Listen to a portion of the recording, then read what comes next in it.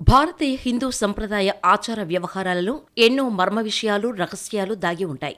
మనిషిగా భూమి మీదకు రానప్పుడే, అంటే తల్లి గర్భంలో ఉన్నప్పుడు, శ్రీమంతం కార్యం నుండి మొదలడి మరణం అంటే అత్యేష్టి వరకు మానవునికి షోడశ కర్మలు జరిపించాలని మన సనాతన భారతీయ ధర్మం సూచన చేసింది. ప్రతి కార్యం చేయటంలో మనకు తెలియని ఎన్నో విషయాలలో నిగూఢమైన పరమార్థం దాగి ఉంటుంది. వాటిని అందరూ అంత తేలికగా అర్థం చేసుకోలేరు. పెద్దలు ఎందుకు చెప్పారో ఆచరిస్తే పోలే అని కొందరు వ్యవహరిస్తుంటారు. ఏది ఏమైనా అనాదిగా వస్తున్న సంప్రదాయాలను విధిగా పాటించటమే మన కర్తవ్యం. దేవునికి తలనీలాలు ఎందుకివ్వాలి, ఫలితమేంటి అనే సందేహం చాలామందికి వస్తుంటుంది. నిజానికి దేవునికి తలనీలాలు ఇవ్వటం సంప్రదాయంగా వస్తున్న ఆచారం. తిరుమల దేవునికి కళ్యాణకట్టలో భక్తులు తలనీలాలు సమర్పిస్తారు. శిరోజాలు పాపాలకు నిలయాలని పురాణాలు చెబుతున్నాయి. వాటిని తీసేయటం ద్వారా పాపాలను తొలగించుకుంటాం. గర్భంలో ఉన్న శిశువు తన తల ద్వారా భూమిపైకి వస్తాడు. శిశువుకున్న తల వెంట్రుకల్లో పూర్వజన్మకు సంబంధించిన అనేక విషయ వాసన వలన పాపాలు అనేవి తల జుట్టుకు అట్టిపెట్టుకుని ఉంటాయి. అందుకని చిన్న వయసులోనే కేశఖండన కార్యక్రమం నిర్వహిస్తారు. పాపాలను కలిగి ఉన్నందునే శిరోజాలను శిరోగతాని పాపాని అంటారు. భగవంతునికి భక్తితో తలనీలాలు సమర్పిస్తామని మొక్కుకుంటాం.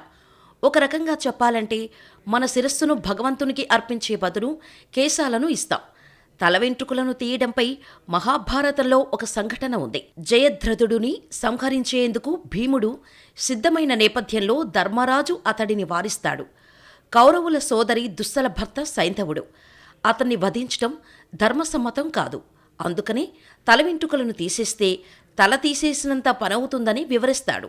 శిశువు పుట్టిన సంవత్సరంలోపు మొట్టమొదటిసారిగా పుట్టు వెంట్రుకలు తీసేందుకు ఎందుకు ముహూర్తానికి ప్రాధాన్యత ఇచ్చారంటే, శిశువు మొదటిసారి జుట్టు తీయటం వలన గత జన్మ పాప ప్రక్షాళనతో పాటు మంచి జ్ఞానార్జనకు ఉపయోగకరంగా ఉండేందుకు ముహూర్తం ఉపయోగపడుతుంది. వాటికి సంబంధించిన వివరాలను కొన్నిటిని ఇప్పుడు చెప్పే వాటిల్లో గమనిద్దాం.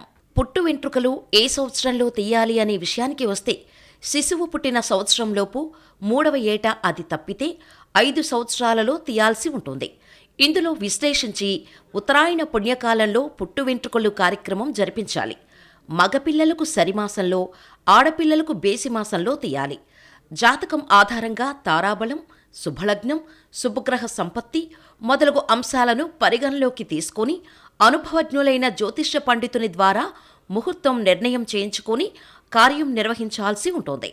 అనుకూలమైన వారాలు: సోమ, బుధ, గురు, శుక్రవారాలలో మధ్యాహ్నం 12 లోపు తీయించాలి. అనుకూల తిథులు: శుక్లపక్ష విదియ, తదియ, పంచమి, సప్తమి, దశమి, త్రయోదశి తిథులు మంచివి. ఈ కార్యం చేయుటకు ఘాతవార దోషం వర్తించదు.